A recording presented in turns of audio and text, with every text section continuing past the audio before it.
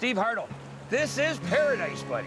Now, where am I right now? Right now, you're in the Opasquia Provincial Park at the East Lake Rapids. And again, I'm with my good friend Steve Hartle. He's the head honcho at Big Hook Wilderness Camps, north of Red Lake. That's right. We're gonna get some pike. We're gonna get some pike. We're gonna get some walleye. We're gonna get some more walleyes. Let's go fishing. Okay. Stick with us. I'm going fishing all the time, and my baby's going fishing too. Bet your life that your sweet wife can catch more fish than you. Any fish will bite if you got the right bait. Now here's a little something that I'd like to relate. With my pole and my line, I'm going fishing. Yes, I'm going fishing. My baby's going fishing too. Going Fishing with Darryl Choronzey is brought to you in part by Ontario, more to discover, Yamaha Motor Canada, and by Montana's Cookhouse.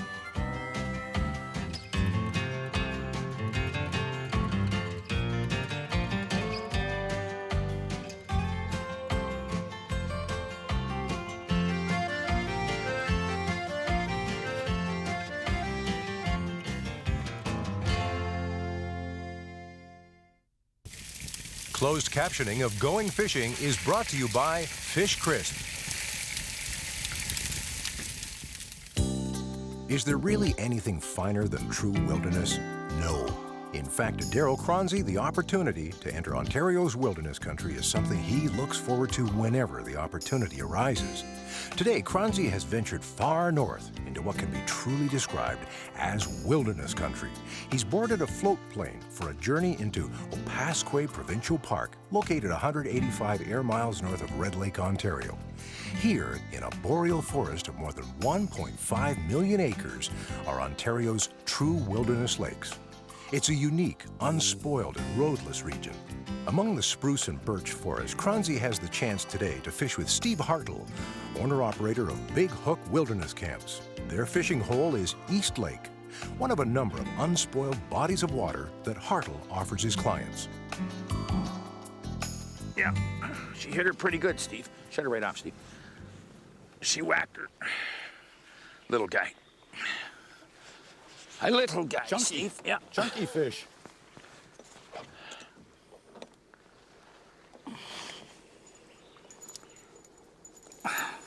But they're heavy here, Nice you know? and fat. Oh yeah, they're always fat on this lake. I mean, this is this lake. I've got lots of big ones out of here. That's why we're here. There's lots of fish.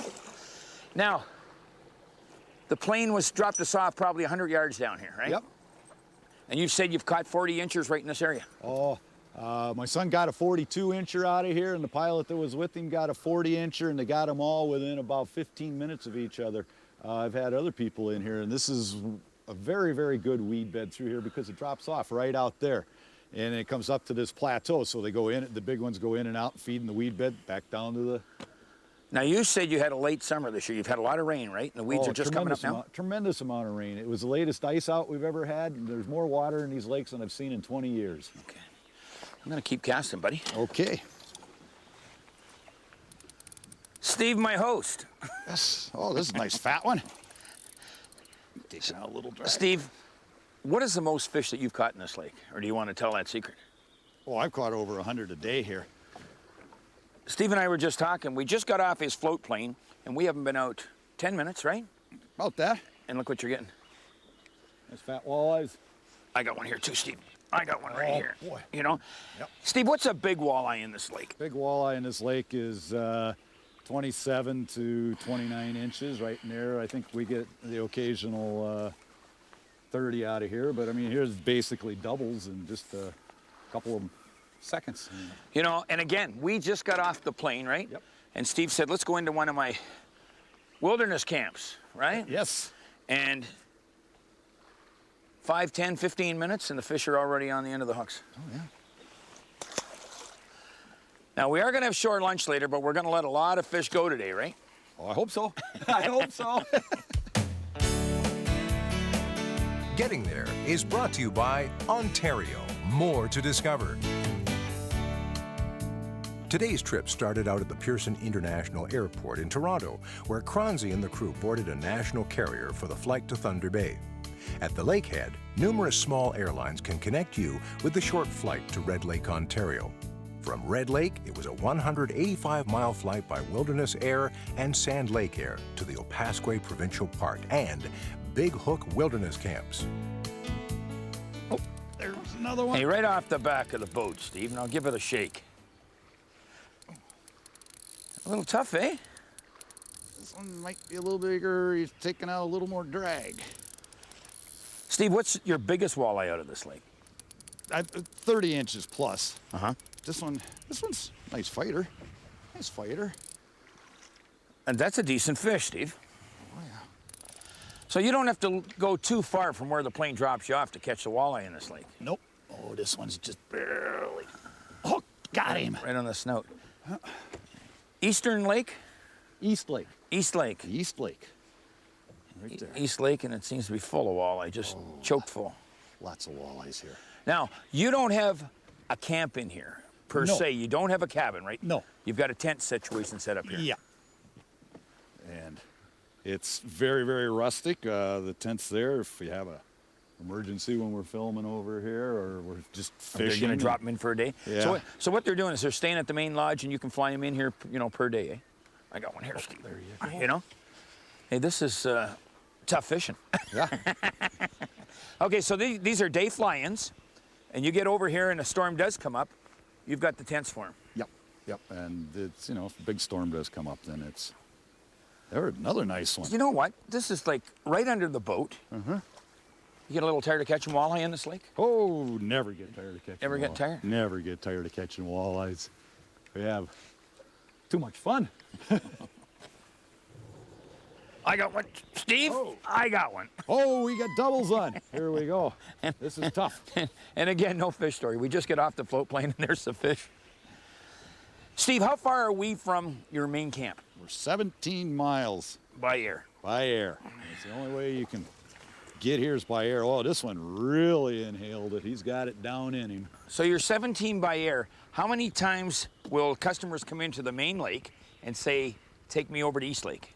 I don't know, 5, 6, 7 times a year. It all depends on what the guys want to do. So you get a lot of your customers, they'll come into the main lodge, right? And then Some. they'll Yep. sit down and talk with you, and you'll say, hey, do you want to go to another destination? Yeah, some of them they like to go out and travel around. And this just gives them another option. We've got lots of options up here. Lots of options. How many outpost lakes have you got that you're fishing? 9.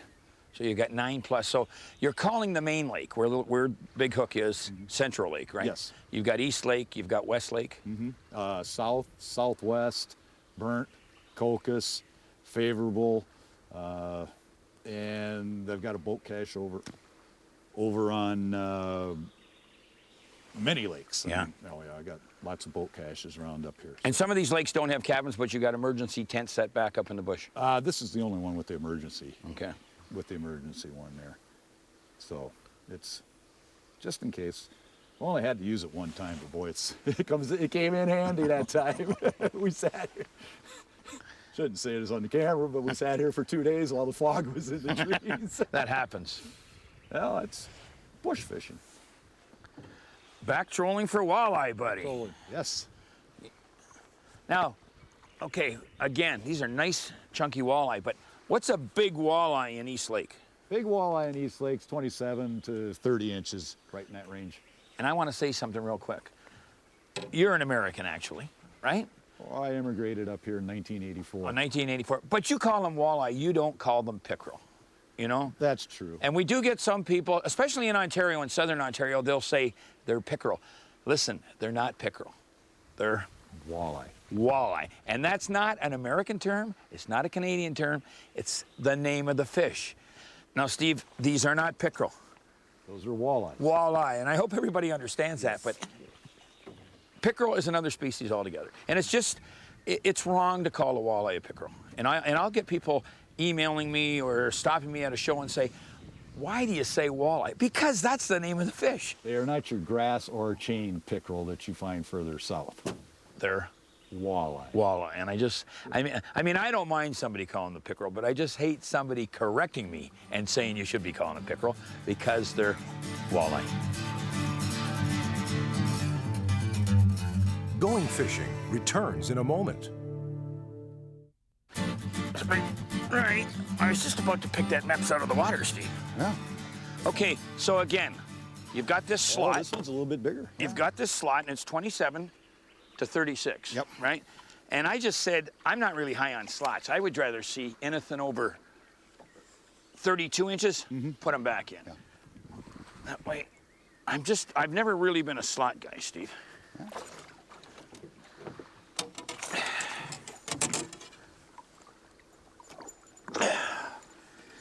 And I can get him. Have my pliers there? Pliers. Get that out. Yeah, personally, I'm very anti-slot. It's what you call northern pike bass. No, Yes. you know, and again, I want to say this, that, okay, you've got a 27 to a 36-inch slot. I would much rather make it anything over 30, put them back. Because I just can't see, personally, I can't see killing a 40-inch plus fish. And you don't see that anymore, really, anyways. Very, very seldom does that happen. Now, you've got a trophy policy here, too. That's right. You don't want them keeping them anyways. Don't want them keeping them anyway. They're too valuable of a resource. And again, we've said this, and I get myself in trouble with the old-style taxiderms, I'm going to say. The guys that are using skin mounts. Sure. Yeah, some people love skin mounts. I do not like skin mounts. If I'm going to kill a fish, it's because I want to have short lunch, not to put it on the wall. And I've got 25 or 30 skin mounts, you know, over the years. Yes. The heads crack on them, the skin starts to shrink. Where you get a fiberglass mount, it's there for a lifetime and for your grandkids' lifetime. That's right. Maintenance free. Why is it that southern and central Ontario anglers seem to pass up the opportunity to visit some of the finest fishing waters available to man? Why is it that our neighbors to the south seem to take advantage of these glory holes, while we continue to miss out on the fishing chances of a lifetime? Yes, the journey from the urban centers of southern Ontario to the fish-rich waters of northwestern Ontario may seem a long drive from home, but that doesn't seem to deter anglers from New York and Ohio from driving to Red Lake, Ontario, then connecting with a bush plane for a short flight into the wilderness and the pristine angling opportunities this region offers. Steve, I can't believe this. You said, let's go to East Lake Rapids. We pull up here. We just got into this area, and Steve calls it East Lake Rapids. I never had a chance to make a cast. I dropped the jig straight down. Yep. How deep are we right here? We're on a hump, but we're going between 15 and 20. 15 and 20. Yep. The first drop of the jig. Now, how many rivers have you got flowing into this lake? Well, this is the main river coming in through here. All the water from Central ends up going through here. Big East Lake, South Lake. It's quite a flowage. It's quite a flowage. I don't have to keep him for short lunch, eh? No, you don't. But we just pulled in, and I said to Steve, again, this lake's almost like a star with a lot of arms on it. And I said, have you got a river here? And you said, let's go up to the Big Rapids. Yep. And we have got very high water conditions this year, right? Very high. You've had a lot of rain? Lots of rain. One week we got 14 inches of rain. I'm gonna get this jig back down and see what happens again. Oh, sure. Hey, I thought I was getting the next one. Oh, no, I beat you to it. I can't let you get all of them. You know, Oh, this one's taking out a little you drag. got a big one in there. Oh, I just had a touch and lost him. Taking out a little drag. I love it. You know, these fish will sit on the offside of this fast water. You got decent fish? Decent fish. You're not kidding. These fish will sit out of the fast water, right to the corners of it, and they'll just wait for the food to come down to them. That's a nice fish, my friend. What do you think? I got one. I got one. Oh, another double. That is a nice walleye, Steve. Nice walleye, yes. I don't think mine's that's quite nice. as big, but It's a that nice is a one. nice walleye. You know what? You can get out here, and as long as you've got the jigs, you're going to catch all the walleye you want. That's right. Dandy, buddy. There's some nice fish in here.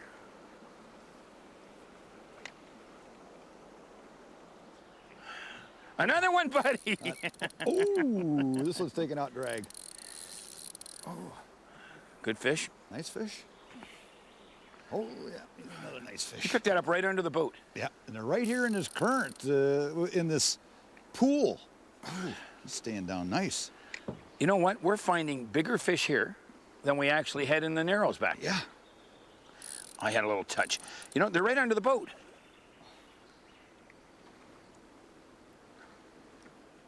Nice fish, Steve. Beautiful fish.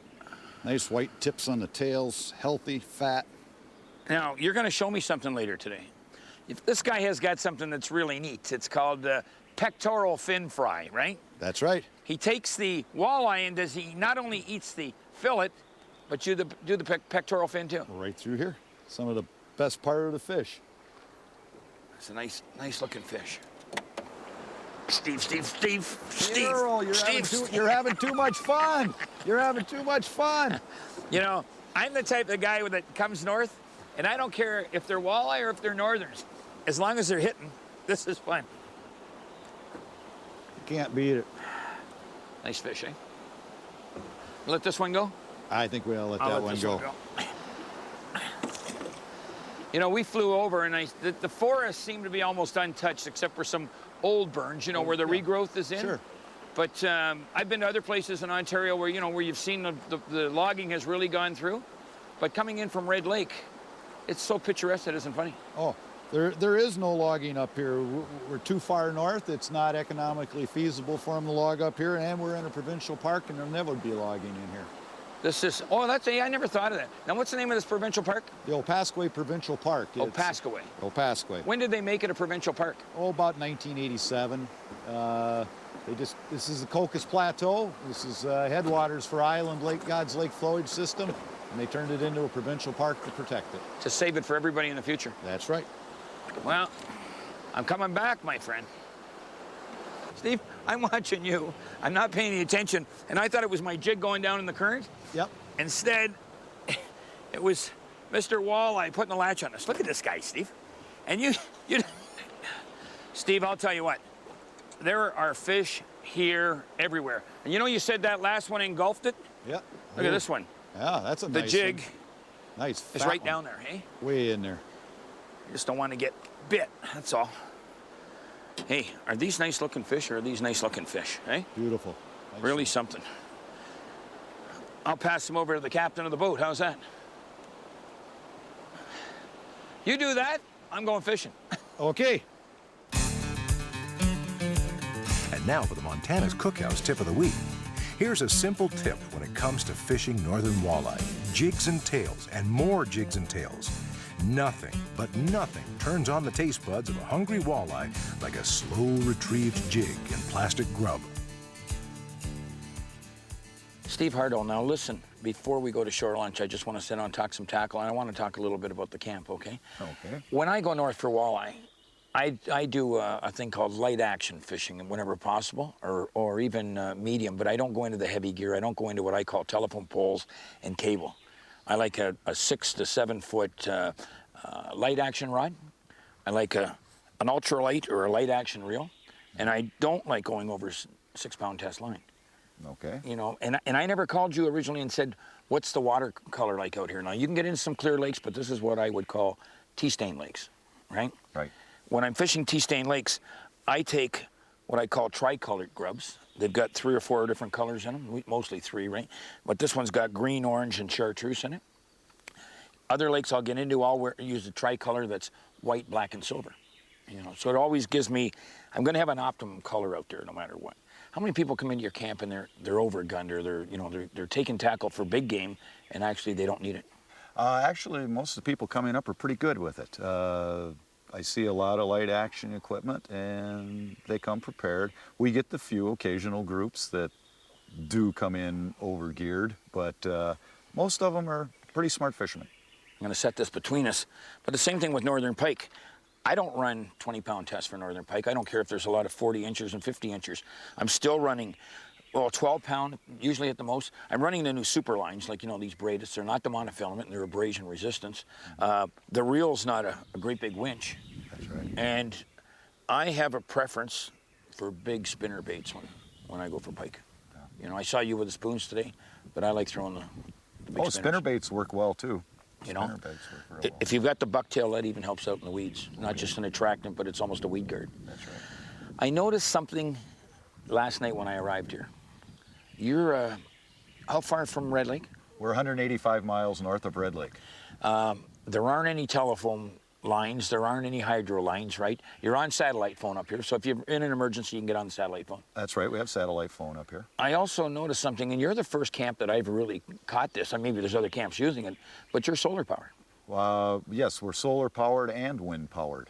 It's quite a unique system, and we don't have to run our diesel very often. I've never seen this. He's got like a satellite there that's turning and catching the rays of the sun. Yeah, it's got a tracker system, and the solar panels just move around on an XY axis and follow the sun around. I can wake up in the middle of the night and click the switch, and I've got lights. You've got lights. What do you say we go over for some shore lunch? Let's go have some shore lunch. Should we take our buddy the moose? Let's take him along for a meal. Let's go eat. Okay. Going Fishing returns with Shore Lunch. Steve, Mr. Big Hook. Now, I want to ask you something. You've got the coating mix in there. What's it made out of? Oh, cornbread, flour, spices, dill, a little cayenne, garlic powder, just 11 different herbs and spices. Now, you've already got some pike fillets in there. There's some walleye fillets, all right? I'm going to just drop them in the bag. Drop those right in there. But I want to ask you something before you shake them up. Okay. What are these? These are the fins off of walleyes. Some of the best meat there is on a walleye, the pectoral fin. Yeah. Now, what Steve's done is he's left a little bit of the belly around the pectoral fin, right? Yes. And you also nibble on the fins. Oh yeah, just like a French fry. Okay, so remember that. There's a lot more to walleye than just fillets. Some guys like the cheeks. Yes. Steve's going to show us how much we're going to love the fins. Shake them up, buddy. Okay. Now, we should mention, too, that we've got the potatoes and the onions. You've got the beans ready to go on. Yep, And the fish ready to go in the oil. that's right.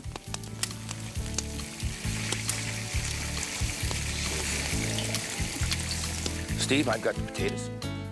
I've got the fillets. And I'm going to use my fingers just to chew on a little bit of walleye fin. How's that? That's the best part. That's great. This has been a real treat for me. If you get the opportunity, don't pass up the chance to visit Big Hook Wilderness Camps in Opasquia. Did I say that right?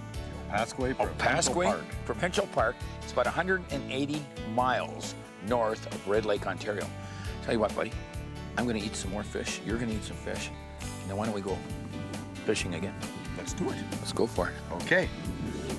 This is paradise. This is paradise. For more information on all our Going Fishing destinations, visit goingfishingtv.com. Going Fishing has been brought to you by Ontario, more to discover, Abu Garcia, and by Montana's Cookhouse. Going Fishing would like to thank the following fine sponsors. Going fishing. Baby smiling my way, gonna have a great day. No competition. Going fishing.